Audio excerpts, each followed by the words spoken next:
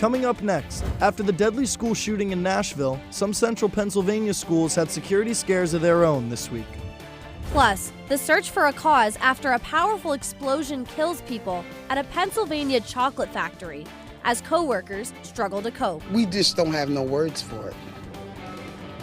We don't know what to say. Our hearts goes out to the families. And how new social media laws in Utah could ignite change in other parts of the country. The Center County Report starts now.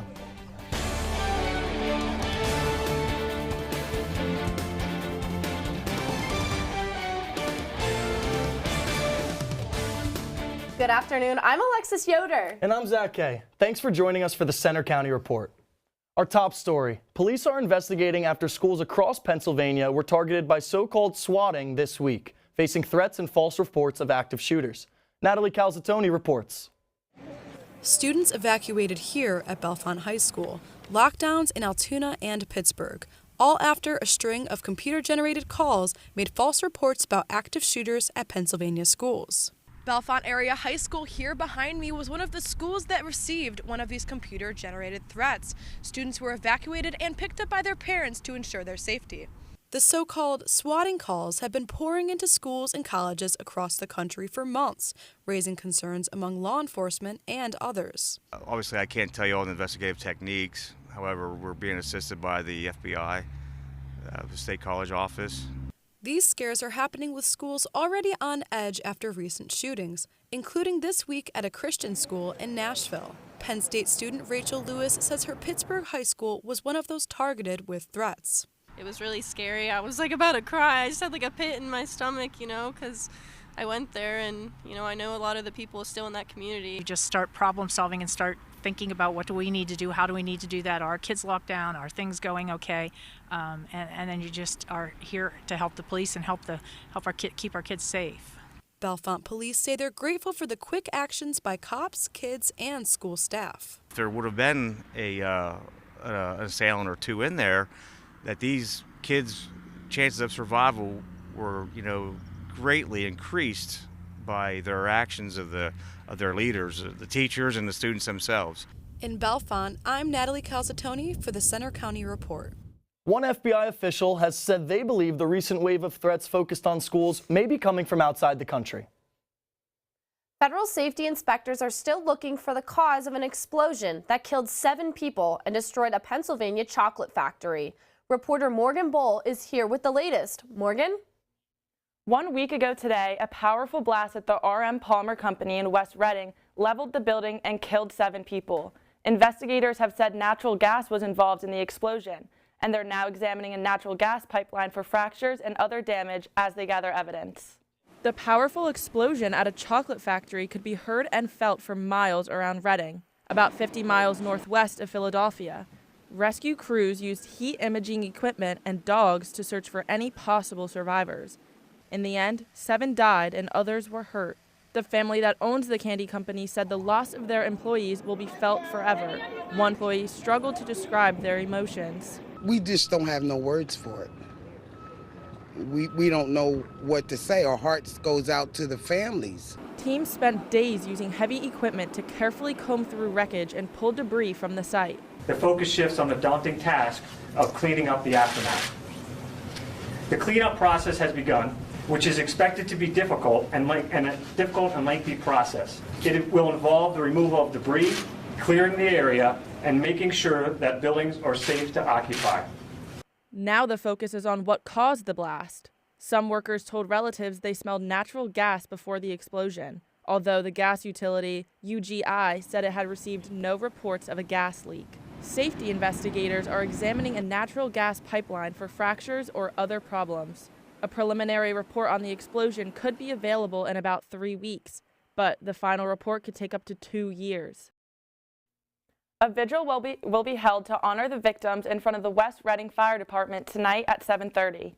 Thanks, Morgan. And the investigation goes on after a floor collapse at a Western Pennsylvania college. It happened at a house party in an off-campus apartment near Indiana University of Pennsylvania. It left about a dozen students injured last weekend. Many managed to escape the debris through a broken window. Township officials visited the apartments this week and met with the property manager. They're working with a contractor and engineer to assess the damage. and construction to permanently repair a collapsed wall in Bellefonte is set to begin Monday. The project will take about 4 months, and it'll mean detours for drivers. Northbound traffic traveling toward downtown Bellefonte will detour to Stony Batter and then to Route 144 South Spring Street to High Street. Southbound traffic heading to State College will use the northbound lane on South Water Street. The project may cause 15-minute traffic stoppages too. Geisinger Health has expansion plans for its clinic at Grays Woods in Patton Township. The first step would add 2 floors to the facility this year, but the project is estimated to take 14 more years in full. With multiple renovations there since 2005, this one would add more than 21,000 square feet to the clinic. The next phase would extend Abigail Lane and likely require adding a traffic signal at the I-99 and Grays Woods Boulevard intersection. More expansion plans are in the works, this time at University Park Airport. They've added a new route to Charlotte, North Carolina that runs on Saturdays only. Officials want to make it 6 days a week, but the airport needs to make big changes to accommodate those future plans. AJ Sisson reports. Passenger numbers at University Park Airport are rebounding quickly after COVID, since their record of 173,000 flyers in 2019. Airport officials say their plan to attract more flights will return numbers to pre-pandemic levels. There is a proposed project to look at the feasibility of adding passenger boarding bridges, to benefit passengers and the airlines. Roger showed me this concept design of what was happening at University Park Airport and what they're planning. But there's a lot going on here, so let's take a closer look. Currently, there's room for 3 planes at the boarding gates. Passengers must board planes by crossing the tarmac and climbing a staircase. But the plan is to increase that capacity to 6, with these 3 gates using boarding bridges. They'll have to add to the control tower end of the building, which could cause traffic problems. We will have to work around the air traffic coming in and out, so it will affect it some, especially when we start installing the actual boarding bridge on the ramp space. The project itself could begin construction in the next year, with hopes that it'll be done in the next 9 months. In Benner Township, I'm AJ Sisson for the Center County Report. The planning for the project costs upwards of $150,000. When asked, officials were unsure how much the total project cost would be. How much oversight should parents have about their kids' social media? That question has led to new laws in Utah, and other states are considering similar laws on setting limits. Reporter Hannah Markovich takes a closer look. 2 new bills signed into law by Utah Governor Spencer Cox limit the use of social media for kids and teens. Some, like Penn State Media Studies professor Matt Jordan, see it as a positive. And it's a good first step toward having a more robust conversation as a community, as a democracy, about how we want to deal with this really powerful force. Powerful and potentially harmful. Internet safety website ChildGuard reports 88% of teens say they've seen someone be cruel to others on social media. The number of sex assault cases related to social media sites has jumped 300%.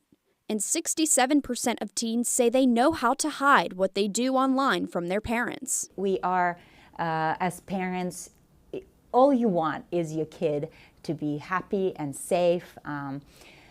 But, I know that it's a very fine balance, because the more you control, the more there is a desire to get away from your parents. Utah's new laws prohibit children younger than 18 from using any social media platform, unless they have parental consent. The laws also have a strong timeline of no social media use between the hours of 10:30 p.m. and 6:30 a.m. Parents in Utah are concerned about their children's safety, especially on social media platforms like these. This is why Utah implemented the law to allow parents full access to their children's social media accounts. But the new laws aren't without controversy. Some people think it's overreach by government. Others say the laws don't go far enough. American social media companies have been used to facilitate harm in tremendous ways. So let's talk about federal legislation to ensure the safety and security of everyone who uses social media. Just when you get to the age of 18 doesn't mean that we care about you as people anymore, is not a very good way to think about the seriousness of this problem as well. While Pennsylvania doesn't have any proposed laws like this, other states are considering them, including New Jersey, Arkansas, Texas, Ohio, and Louisiana. In State College, I'm Hannah Markovich for the Center County Report. Some social media companies are planning to sue before the laws officially take effect in March 2024. It's been a chilly week, but will it finally warm up this weekend? We'll check the forecast. Plus, a historic Pennsylvania amusement park may be facing a delayed opening because of security concerns. Also coming up, trout season begins tomorrow, but these days the number of people fishing is dropping. We look into why. So, I'm kind of new here, but I've noticed a trend. My human does this funny thing where she goes around and gets all my toys, and then she hides them in that basket by the door. But it's always the same basket, and it's always in the same place. And then she acts so surprised when I find them, but, she's putting them in the same basket again. It's like, hello, that's where you put it last time. You were the worst at hide and go seek.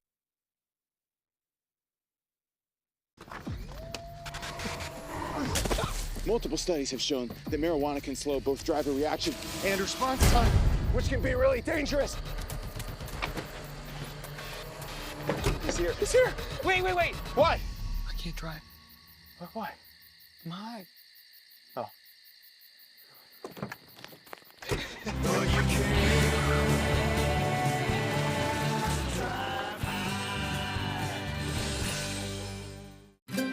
Stream the best of PBS on any device with the PBS Video app.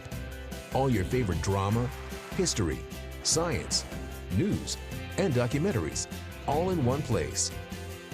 Watch your PBS station live or catch up on the shows you missed. Discover new favorites from PBS and locally produced shows from your station. Get the PBS Video app now and stream the best of PBS anytime, anywhere. We care about things that affect the lives of every American. We are there at the front line to get to the heart of what really matters in every issue. This country has not seen this in 80 years. This extraordinary moment in American history. You're making such a huge impact. Trust is at the heart of what we do.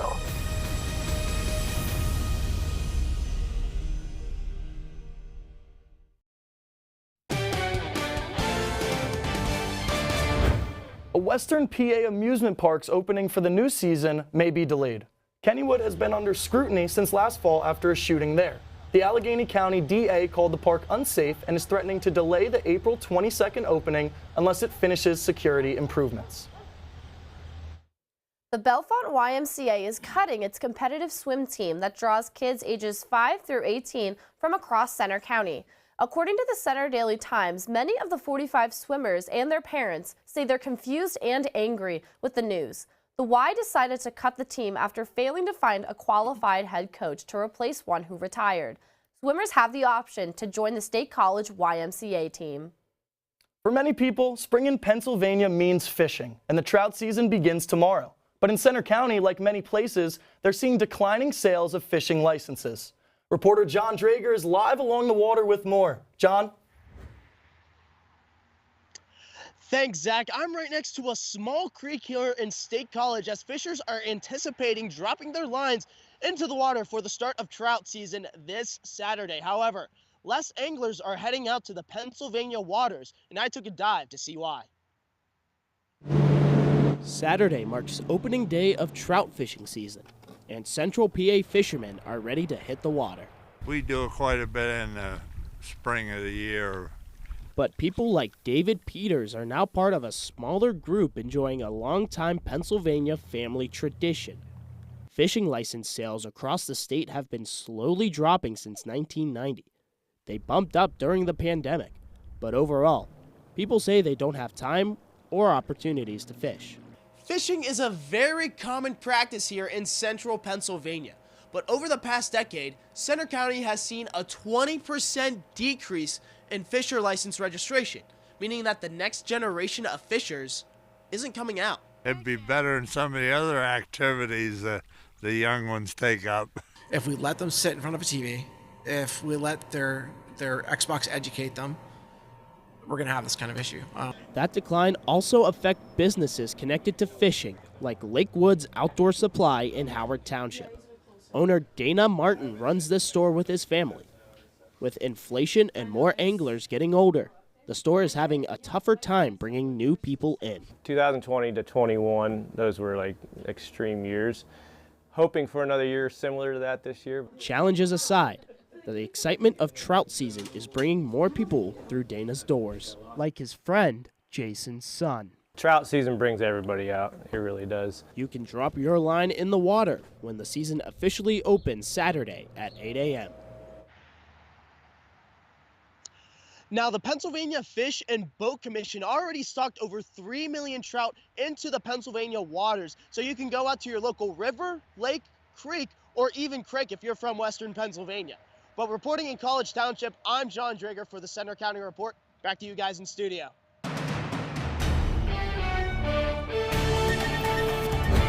The rain is officially underway here in Happy Valley. If you look closely on our screen, you can see a few raindrops starting to appear on our screen, and that's a sign of some more wet weather to come.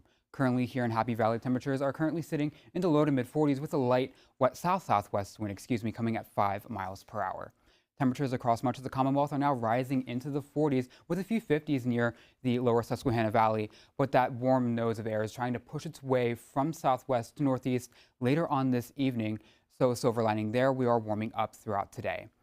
Across portions of western Pennsylvania, we have our rain shield moving from west to east, so we are now getting in on some of that rain action. And keep your umbrellas handy because we are going to see a soggy evening commute. Now, it's not just us across central Pennsylvania getting in on some of the wet weather. We're sharing the wealth with the Ohio Valley and portions of the Great Lakes right now, but our low pressure center is still all the way out near the Dakotas where they are seeing some heavy snow showers near Mount Rushmore. So to plan your evening ahead, we are going to run into some wet weather as you head home from work, so have the windshield wipers up and your umbrellas open because we're seeing some soggy weather to end our day. But luckily, we do go to bed tonight with some cloudy skies, so the rain has a lull later on, but round 2 begins later tonight, and we could see some heavy rain at times, especially near sunrise tomorrow. But luckily, we see some more in the way of sunshine heading into tomorrow afternoon. Now, tomorrow is the start of trout season, and you would think it would be the perfect day to do so, but with this cold front moving into our neck of the woods, it could bring the threat for some showers and storms. And then behind that, we start to get a lot colder. In fact, we could drop to near freezing tomorrow night. But before that, we'll wake up tomorrow to some temperatures near 60 degrees and then warm up to near 70 by midday. That's thanks to afternoon sunshine. And then after that cold front moves through by Saturday night, we'll drop through the 40s and then near freezing by Sunday morning. So to recap your forecast, State College, today we'll see temperatures in the low to mid 50s with rain beginning now through sunset as winds come out of the south near 15 miles per hour. For tonight, we'll warm up throughout the night with those rain showers continuing overnight. And then for tomorrow, we could see some thunderstorms in the area with highs near 70 degrees. For the rest of our weekend ahead, high pressure dominates our area by Sunday as temperatures drop back to near average. But luckily, the cool weather doesn't last too much longer. We jump back to near 70 degrees midweek. So I think a lot of trees around here are going to start blooming next week. Thanks, Kyle. Well, I'm glad that I came in today with my coat with a hood, but I'm looking forward to some nice weather next week. Oh, if it wasn't for all this rain, I would have said it would have been a great weekend for a baseball game. And with that, let's send it over to Dugan Lloyd with sports. Thanks, Zach. Coming up in sports, spring camp rolls on for Penn State football. We check in for the latest. Also, Nittany Lion basketball has a new head coach. Hear what he had to say upon arriving in Happy Valley.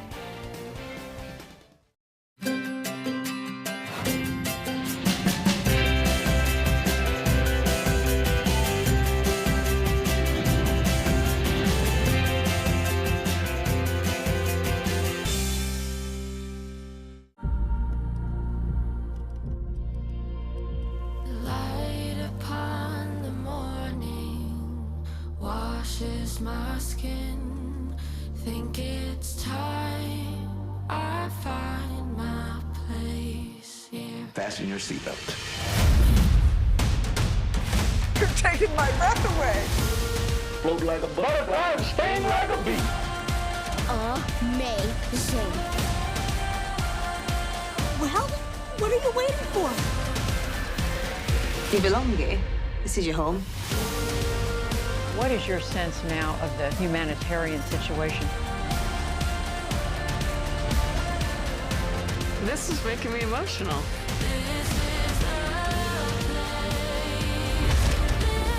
This experience I'm going to carry with me the rest of my life. I'll always be so grateful for everything you did for me.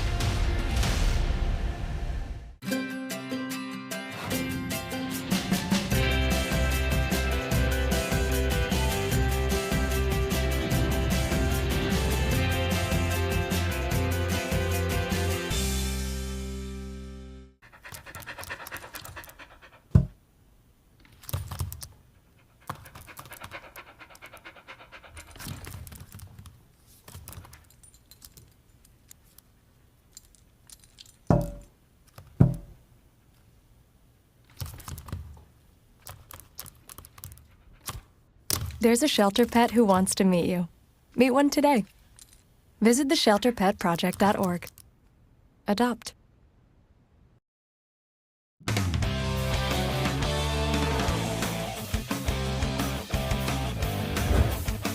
I'm Dugan Lloyd with sports. Penn State men's basketball has hired its new head coach to replace Micah Shrewsbury. Nittany Nation welcomed him with an event at the Bryce Jordan Center yesterday, and our own Anna Camden was there. I'm a pit bull with manners. I have no problem to say that. The new Penn State men's basketball head coach wasn't shy during his first news conference as a Nittany Lion. Fans, media, and players turned out at the Bryce Jordan Center to welcome Pennsylvania native Mike Rhodes home. You know, we're behind Penn State, and, you know, no matter who comes in, you know, we're going to love them up and be there for them. Athletic Director Patrick Kraft is confident in his new hire's track record. He's a winner, period. He knows how to win. In his 6 years at the helm of VCU men's basketball, Rhodes made 3 NCAA tournament appearances and finished with a 72-32 record in the Atlantic 10. We wanted someone who wasn't going to back down from anything. He was going to go and fight for Penn State every single day, and was going to grind. Well, Athletic Director Patrick Kraft wanted a fighter, a pit bull, if you will, and head coach Mike Rhodes has every intention of instilling that same mentality in his new players. We will be blue collar. We will have dirt on our hands, and we'll be damn proud of it. Rhodes has goals of making the next season of Nittany Lion basketball bold, different, and aggressive. But most of all, he's excited to officially be a Penn Stater. I'm honored to be your basketball coach. In University Park, I'm Anna Camden for the Center County Report. The self-proclaimed pit bull with manners was born and raised in Mahanoy City, Pennsylvania, just 2 hours away from University Park. And with over 2 weeks of practice under their belt, spring football rolls on at Penn State. After a standout freshman campaign, linebacker Abdul Carter enters spring ball with increased expectations. Despite Carter's bright start for the Nittany's, defensive coordinator Manny Diaz sees room for improvement. Oh, we can get a lot better, and it's sometimes just you can be a better player making the plays that people don't notice by just being where you're supposed to be for someone else to make a play. Carter and the rest of the new look Nittany Lions will wrap up spring camp on April 15th with the blue-white game at Beaver Stadium. And on the diamond, State High travels to Phillipsburg, Osceola this afternoon. They're coming off a loss to Mifflin County on Wednesday. Let's take a look. After jumping ahead 3-1 in the second inning, the Little Lions surrendered 3 runs in the third and then another in the fourth. Mifflin County added some insurance in the top of the seventh off the bat of Xavier Smith and then Ryan Kanegi to push their lead to 4, a deficit the Little Lions could not overcome. State College is now 1-2 on the season. In the college ranks, Penn State baseball takes the field yet again at home. The Lions are coming off a big win against Pitt this week. Our own AJ Sisson reports. Dollar Dog Night is proving itself to be very popular after fans in both blue-white and blue-yellow consumed 1,737 hot dogs in support of their teams. I mean, if we got to do Dollar Dogs every night, I'm willing to do whatever it takes to get Dollar Dogs. However, the real dogs in this game were the Lions from Happy Valley, scoring 11 of their 16 runs in the last 3 innings. And yet another strong showing at home, Penn State is 4-0 when opponents come into town. And no, they have not all been on Dollar Dog Night. My whole last at-bat with the walk, the whole student section was a-cappelling our PSU chants. I'm trying to stay focused. I'm like, geez, guys, I'm in the box. I mean, but it definitely helps. And, I think I think that's why we've had such good success at home this year. Well, it's 40 degrees here at Medler Field, and it might be the coldest baseball game I've ever been to, but it didn't stop these bats from heating up. The Panthers rallied to cut their deficit to 2 runs in the 8th inning, but manager Rob Cooper said you have to cast your cold feelings aside and stay focused on the task at hand. Very, proud of how they handled it. You got to control what you can control, and you just can't control the weather, can't control, a lot of different things, so just stay with what you can. We know we can compete. I mean, you guys saw the Sunday game, it was much better. So hopefully just take what we had going today, move it into Indiana, and so forth. Reporting in University Park, I'm AJ Sisson for the Center County Report. After the win, Rob Cooper said he wanted to dedicate the game to his late father-in-law, someone he knew longer than his own father. A fitting way to honor the man he looked up to. That's all we've got for sports. Now back to you guys at the anchor desk. Thanks, Dugan. What a nice gesture from Coach Cooper. It just makes me that much more excited for baseball season. And it should be a great year for Penn State baseball. Coming up next, we head out to the Easter egg hunts across our area. See where you can take the kids for some Easter fun this weekend.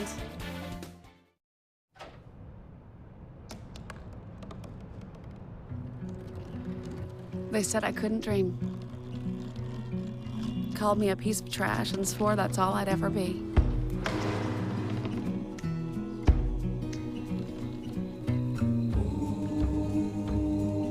Said a bottle couldn't see the ocean.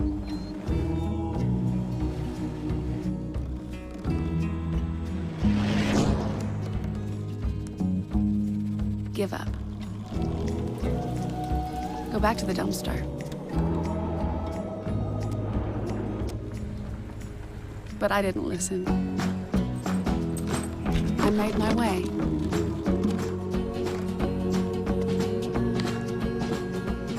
And now, I am what I've always wanted to be.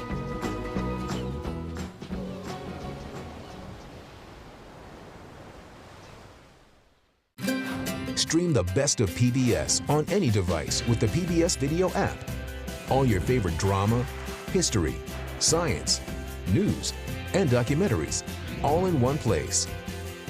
Watch your PBS station live or catch up on the shows you missed. Support your PBS station and you can get Passport, giving you full seasons, early releases, special collections, and more. Get the PBS Video app now and stream the best of PBS anytime, anywhere. We care about things that affect the lives of every American. We are there at the front lines to get to the heart of what really matters in every issue. This country has not seen this in 80 years. This extraordinary moment in American history. You're making such a huge impact. Trust is at the heart of what we do.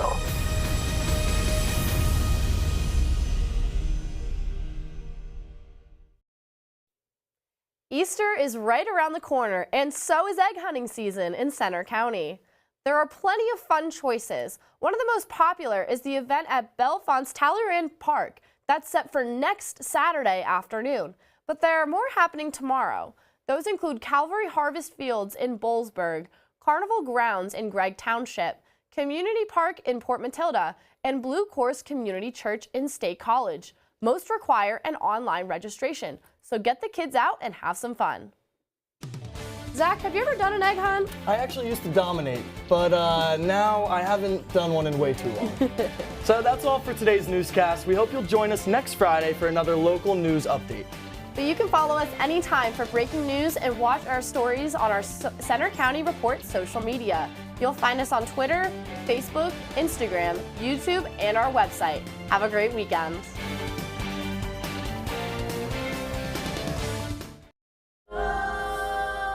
This is a moment. There's a whole wide world out there. This is a battlefield.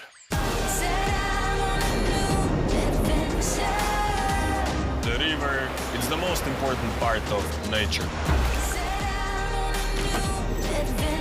Humans have never done this before. So many senses have come alive. We go with what the environment gives us. We are supposed to protect it. It's a real drama, and it's unfolding right in front of you.